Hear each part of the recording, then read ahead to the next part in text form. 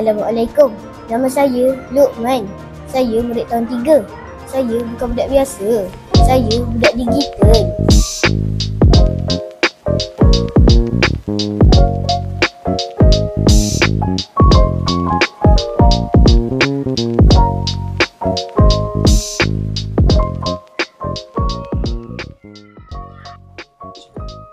Kawan-kawan saya guna AI untuk buat karangan. Best. Tapi kadang-kadang diorang tulis macam robot. Saya guna AI juga. Tapi saya semak semula. Cikgu cakap akal kena guna. Jangan malas berfikir. Aduh, hai. Macam mana nak buat ni? Kali-kali saya cuba. Pening tu lah.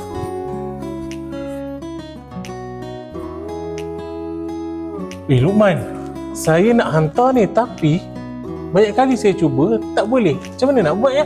Oh, saya tekan sini. Okey, saya tekan sini. Bawah. Okey, bawah. Tekan submit dulu.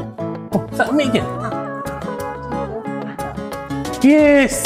Power lah kamu, Luqman. Saya budak digital. Tapi tetap hormat cikgu walaupun saya lebih laju tekan butang. Teknologi ni cuma alat. Kita tentukan arah. Saya guna teknologi untuk lebih bijak tapi tetap berbudi dan beradab. Orang cakap budak-budak zaman sekarang ni malas. Tapi kami bukan malas. Kami adopt, kami evolve.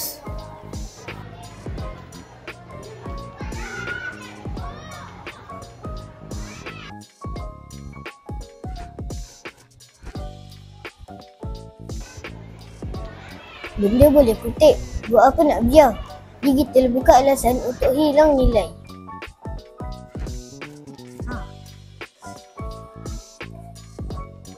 Teknologi ni bukan sekadar main TikTok, main game.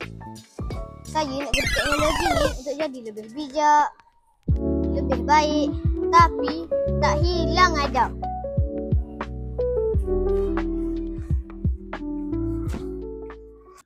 Saya generasi digital. Saya anak Malaysia. Saya membawa badadi ke hadapan.